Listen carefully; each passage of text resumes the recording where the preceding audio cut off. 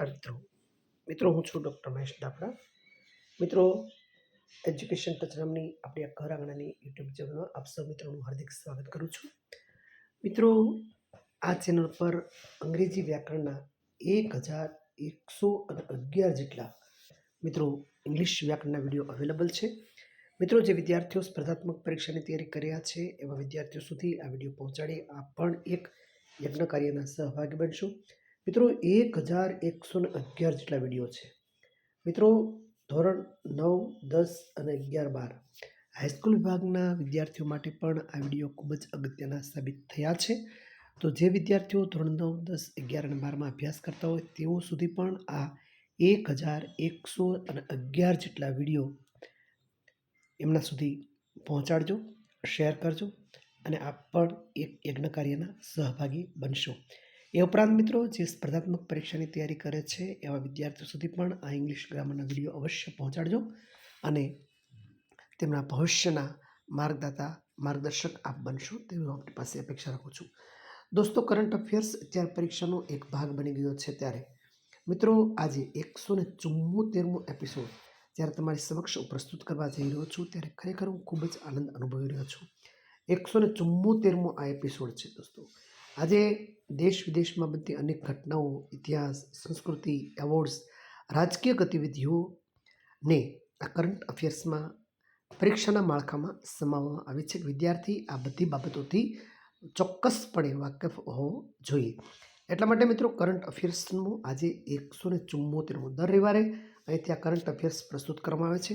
મિત્રો, ખરેખર ખૂબ જ હું આપ તમામ મિત્રોને વિનંતી કરું છું કે જે વિદ્યાર્થીઓ રાત દિવસ સ્પર્ધાત્મક પરીક્ષાની તૈયારી કરે છે એમના સુધી આ ટોપ 10 સમાચાર અવશ્ય પહોંચાડી કાશ કોઈના જીવન માટે, કોઈની કેરિયર માટે આપ નિમિત્ત બનશો એવું હું આપની પાસે અપેક્ષા રાખું છું.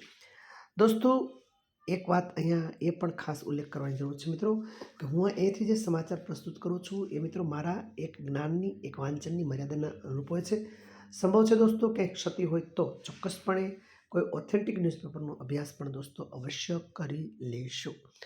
દોસ્તો, સમાચારમાં એક નજર કરીએ તો નવી દિલ્હી ખાતે 19થી 22 સપ્ટેમ્બર દરમિયાન ત્રીજી food event world food India 2024નું આયોજન કરવામાં આવ્યું હતું અને ખાસ એમની theme processing for the prosperity એ આ જે વર્લ્ડ ફૂડ ઇન્ડિયા 2024નું આયોજન કરતું એમની થીમ શું હતી તો પ્રોસેસિંગ ફોર પ્રોસ્પેરિટી.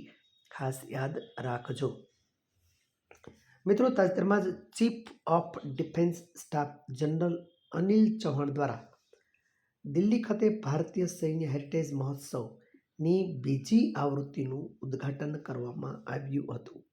ખાસ યાદ રાખજો, chief of defence staff general Anil Chauhan દ્વારા દિલ્હી ખાતે ભારતીય સૈન્ય હેરિટેજ મહોત્સવનું બીજી આવૃત્તિનું ઉદ્ઘાટન કરવામાં આવ્યું હતું.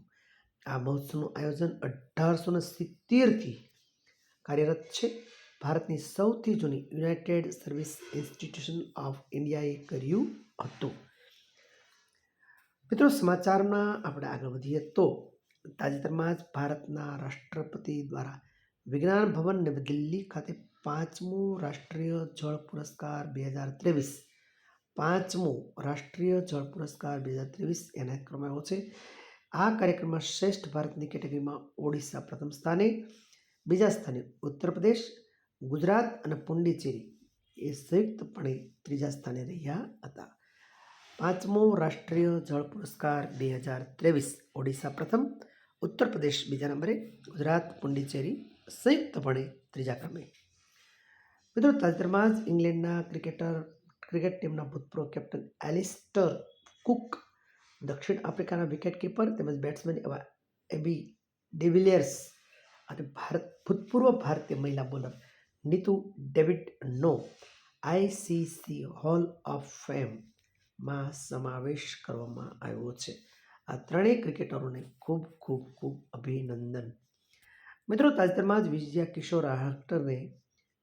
કિશોર રહાટકરને રાષ્ટ્રીય મહિલા આયોગના નવા અધ્યક્ષ તરીકે ચૂંટી કાઢવામાં આવ્યા છે, જેઓ રેખા શર્માનું સ્થાન લેશે. વિજયા કિશોર રાહટકર. મિત્રો, તાજેતરમાં જ ઇન્ડિયન સ્ટેટિસ્ટિક્સના અધ્યક્ષ અને પ્રબળ અર્થશાસ્ત્રી વિવેક દેબોરોયનું દિલ્હી ખાતે સબક્યુ એટલે કે આંતરડાની બીમારીને કારણે અવસાન થયેલ છે. મિત્રો, ઇન્ડિયન સ્ટેટિસ્ટિક્સના અધ્યક્ષ અને પ્રબળ અર્થશાસ્ત્રી એવા વિવેક દેબોરોયનું આંતરડાની બીમારીને કારણે અવસાન થયું છે. ખૂબ જ દુઃખદ સમાચાર છે. ભગવાન તેમના આત્માને ચીર શાંતિ અર્પે તેવી આપણે પ્રાર્થના કરીએ છીએ. મિત્રો, તાજેતરમાં જ અમેરિકા ખાતેની રાષ્ટ્રપ્રમુખની ચૂંટણીમાં ડોનાલ્ડ ટ્રમ્પ વિજયી થયા છે. તેઓ કઈ પાર્ટીમાંથી આવે છે? તેઓ રિપબ્લિક પાર્ટીમાંથી આવે છે અને તેઓ 47માં રાષ્ટ્રપ્રમુખ બનશે. ડોનાલ્ડ ટ્રમ્પ રિપબ્લિક પાર્ટી અને 47માં રાષ્ટ્રપ્રમુખ અમેરિકાના બનશે. મિત્રો, તાજેતરમાં જ વૈશ્વિક ભૂખમરા સૂચકાંક ગ્લોબલ હંગર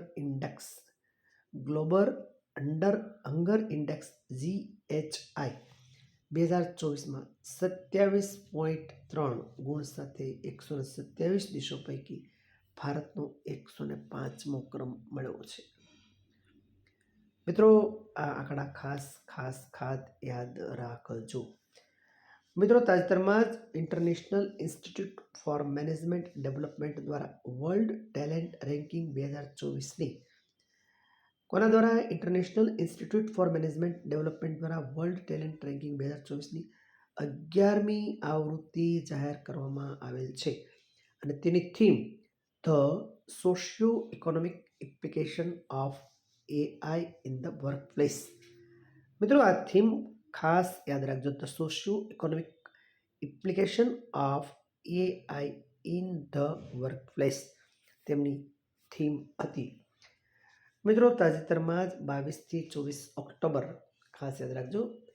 22થી 24 ઓક્ટોબર 2024 દરમિયાન રશિયાની અધ્યક્ષતામાં રશિયાના કઝાન ખાતે આયોજિત 16મું બ્રિક્સ સમિટમાં વડાપ્રધાન મોદીએ ભાગ લીધો હતો. કેટલામો હતો? 16મો. કઈ જગ્યાએ હતો? કઝાન ખાતે. કયા રાષ્ટ્રમાં? રશિયામાં. તેમાં વડાપ્રધાનશ્રીએ ભાગ લીધો હતો. આ સમિટનો વિષય એટલે કે થીમ સમાન વૈશ્વિક વિકાસ અને સુરક્ષા માટે બહુપક્ષીયવાદને મજબૂત બનાવવો. મિત્રો, આ થીમ બરાબર યાદ રાખજો. સમાન વૈશ્વિક વિકાસ અને સુરક્ષા માટે બહુપક્ષીયવાદને મજબૂત બનાવવો એ કઝાન ખાતે આયોજિત આ બ્રિક્સ સંમેલનનું આ થીમ હતી, એનું સૂત્ર હતું. મિત્રો, આ સાથે આપણે સમાચારને વિરામ આપીએ છીએ.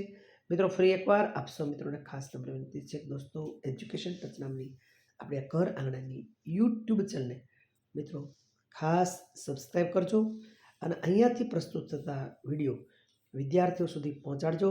મિત્રો, અંગ્રેજી વ્યાકરણ અને કરંટ અફેર્સ માટે આ ચેનલ સબસ્ક્રાઈબ કરશો અને અહીંના તમામ વિડીયો લાઈક કરશો, શેર કરશો તો મને એક જાતનું બળ મળી રહેશે. આપ પણ જે બેરોજગાર યુવક યુવતીઓ છે એના માટે આટલું કામ અચૂક કરજો. તેમના સુધી આ વિડીયો પહોંચાડી આપ પણ એક સારા કાર્યના સહભાગી બનશો તેવી પ્રાર્થના સાથે ફરી પાછા મળશું આવતા રવિવારે. ત્યાં સુધી ભારત માતા કી જય.